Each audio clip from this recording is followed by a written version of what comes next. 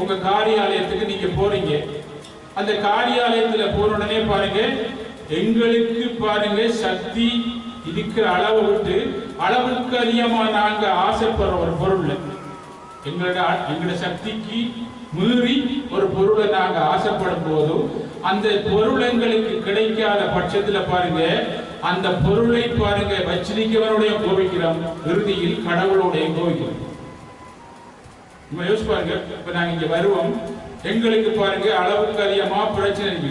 உடனே முடியாடி என்ன சாமித்த போல முடியல தேசம் யார் செய்விக்கிறார்? அந்த மனப்பலம் குறைஞ்சவர் செய்விச்சு இன்னும் பாருங்க முடியாத அளவுக்கு பாவம் செய்யறதுக்கு காரணம் அதுதான், இந்த பொறுமை சகிப்புத்தன்மை தான்.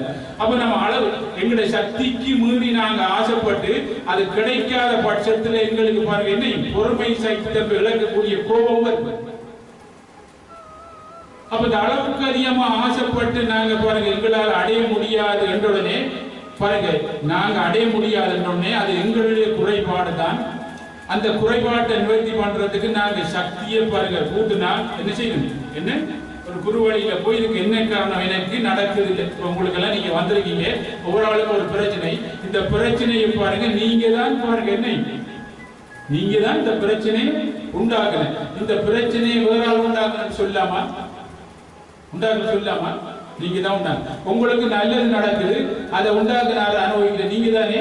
அதுக்கு சொல்றோமா இன்னொரு ஆள் தான் எனக்கு நன்மையை செய்விச்சான்னு சொல்லுவோமா? எப்படினானே எப்படினானே எல்லாத்துக்கும் அவர் கடவுள் தான் காரணம், நான் இல்லை அப்படின்னு போய் சொல்லிக்குமா? நல்லா வந்தா நான் தான் காரணம் சொல்றோம்.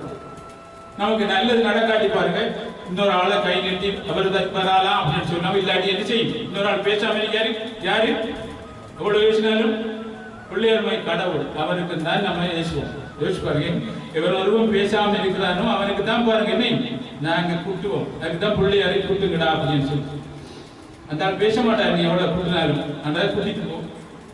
அப்ப அவரை கூட்டுற மாதிரி நீ போயிட்டு வா காப்பாத்துவா அப்படின்னு சொல்ற மாதிரி நீ கூட்டுறா அப்படின்னு சொல்லுவாங்க. காதை பிடிச்சு பிடிச்சு கூட்டு அப்படின்னு.